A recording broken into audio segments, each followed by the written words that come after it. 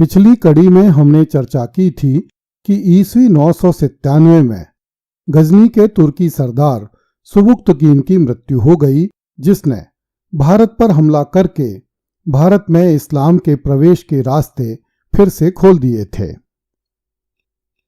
यद्यपि महमूद सुबुक्तगीन का बड़ा पुत्र था तथा उसे युद्धों में सेनाओं का नेतृत्व करने का अच्छा अनुभव था, किंतु सुबुक्तगीन ने अपनी चहेती बेगम के पुत्र इस्माइली को अपना उत्तराधिकारी घोषित किया। महमूद स्वयं भी बहुत महत्वाकांक्षी था, इसलिए उसने अपने पिता के मरते ही अपने छोटे भाई के विरुद्ध विद्रोह कर दिया तथा एक खूनी संघर्ष में अपने छोटे भाई इस्माइली को मारकर ईस्वी 998 अथवा ईस्वी 999 में गजनी पर अधिकार कर लिया। उस समय महमूद गजनवी की आयु 27 वर्ष थी।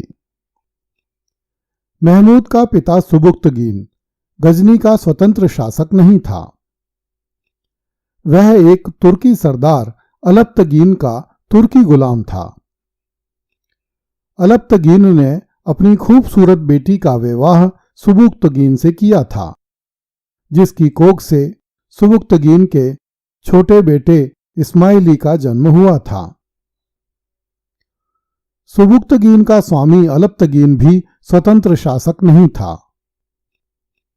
वह अफगानिस्तान के समानी वंश के तुर्की शासक अहमद का जेर खरीद तुर्की गुलाम था।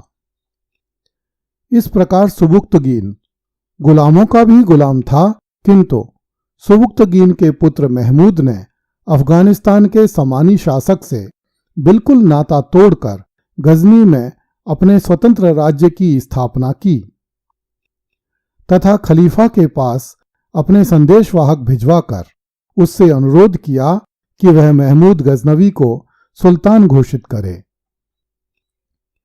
महमूद गजनवी ने खलीफा को लिखा कि यदि खलीफा द्वारा मुझे सुल्तान मान लिया जाता है तो मैं जब तक जीवित रहूंगा तब तक हर साल भारत पर आक्रमण करके कुफ्र का सफाया करूंगा तथा इस्लाम का प्रचार करूंगा।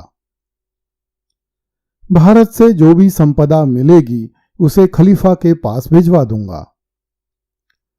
खलीफा को अपने तुर्की गुलाम महमूद की सारी बातें इतनी अच्छी लगी कि उसने इस शर्त पर महमूद को सुल्तान की उपाधि दे दी कि खुतबे में खलीफा का नाम पढ़ा जाएगा। इस पर महमूद गजनवी ने सुल्तान की पदवी धारण की।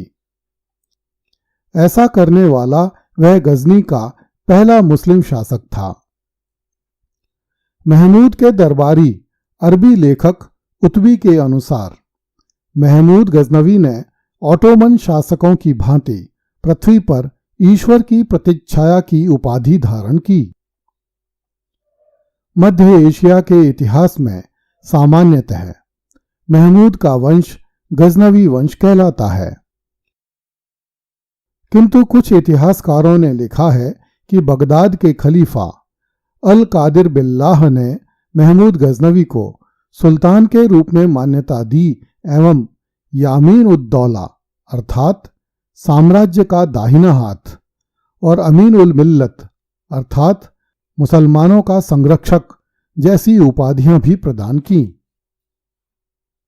इस कारण महमूद गजनवी के वंश को यामीनी वंश भी कहते हैं। जब खलीफा अल कादिर बिल्लाह ने महमूद को सुल्तान के रूप में मान्यता दी तो महमूद ने खलीफा के प्रति कृतज्ञता ज्ञापित करते हुए ईस्वी 1000 से लेकर ईस्वी 1027 तक भारत पर 17 आक्रमण किए। गजनवी के दरबारी लेखक उतबी के अनुसार महमूद के भारत आक्रमण वस्तुतः जिहाद के अंतर्गत किए गए थे, जो मूर्ति पूजा के विनाश एवं इस्लाम के प्रसार के लिए किए जाते थे। आधुनिक काल के भारतीय इतिहासकारों डॉक्टर निजामी एवं डॉक्टर हबीब का मत है कि महमूद के भारत आक्रमण का उद्देश्य धार्मिक उन्माद नहीं था, अपितु भारत के मंदिरों की अपार संपदा को लूटना था, क्योंकि गजनवी ने मध्य एशिया के मुस्लिम शासकों पर भी आक्रमण किए थे।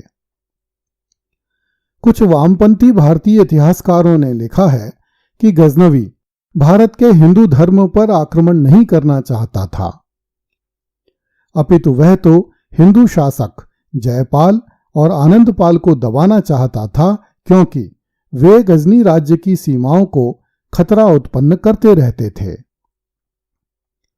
Doctor AB. पांडे के अनुसार गजनवी का लक्ष्य भारत से हाथी प्राप्त करना था, जिनका उपयोग वह मध्य एशिया के शत्रु राज्यों के विरुद्ध करना चाहता था। जबकि दक्षिणपंथी भारतीय इतिहासकारों के अनुसार महमूद के आक्रमण धार्मिक एवं आर्थिक उद्देश्यों से प्रेरित तो थे ही, साथ ही उसके आक्रमणों में राजनीतिक उद्देश्य भी निहित थे। वह अपने राज्य का विस्तार करना चाहता था। यही कारण था कि उसने अपने पिता के छोटे से गजनी राज्य को कुछ ही दिनों में विशाल साम्राज्य में बदल दिया।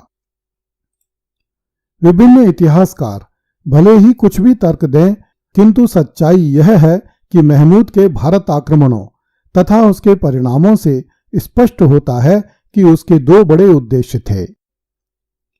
पहला यह कि वह भारत की अपार संपदा लूट ले, और दूसरा यह कि वह भारत से मूर्ति पूजा समाप्त करके इस्लाम का प्रसार करे।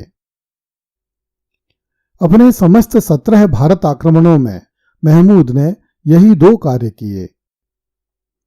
अपने 32 वर्ष के शासनकाल में महमूद गजनवी ने गजनी के छोटे से राज्य को विशाल साम्राज्य में बदल दिया। उसके सल्तनत की पूर्वी सीमा भारत के पंजाब में थी, जबकि पश्चिमी सीमा ईरान के रेगिस्तान में स्थित थी। यह सचमुच एक विशाल साम्राज्य था। कुछ इतिहासकारों के अनुसार सुबुक्तगीन तथा उसके उत्तराधिकारी महमूद गजनवी ने गजनी के छोटे से राज्य को विशाल साम्राज्य में बदल दिया, जिसकी सीमाएं बगदाद से लेकर लाहौर तक तथा समरकंद से लेकर सिंध तक पहुंच गईं। किंतु बगदाद वाली बात सही प्रतीत नहीं होती। बगदाद उसके राज्य की सीमा से बहुत दूर था। यद्यपि महमूद ने अपने 17 भारत आक्रमणों में भारत से अपार संपदा लूटी, किंतु उसने खलीफा को कोई धन नहीं भिजवाया। फिर भी महमूद ने राजनीतिक सूझबूझ से काम लेते हुए सिक्कों पर खलीफा का नाम खुदवाया तथा अपने राज्य की मस्जिदों में पढ़े जाने वाले खुतबों में खलीफा का नाम लिया जाना जारी रखा, ताकि कोई अन्य अफगानी सरदार महमूद गजनवी की राजनीतिक हस्ती को चुनौती न दे सके। अगली कड़ी में देखिए, महमूद के हाथों अपमानित होकर राजा जयपाल जीवित ही चिता पर बैठ गया। कृपया इस चैनल को लाइक, सब्सक्राइब एवं शेयर करें। धन्यवाद।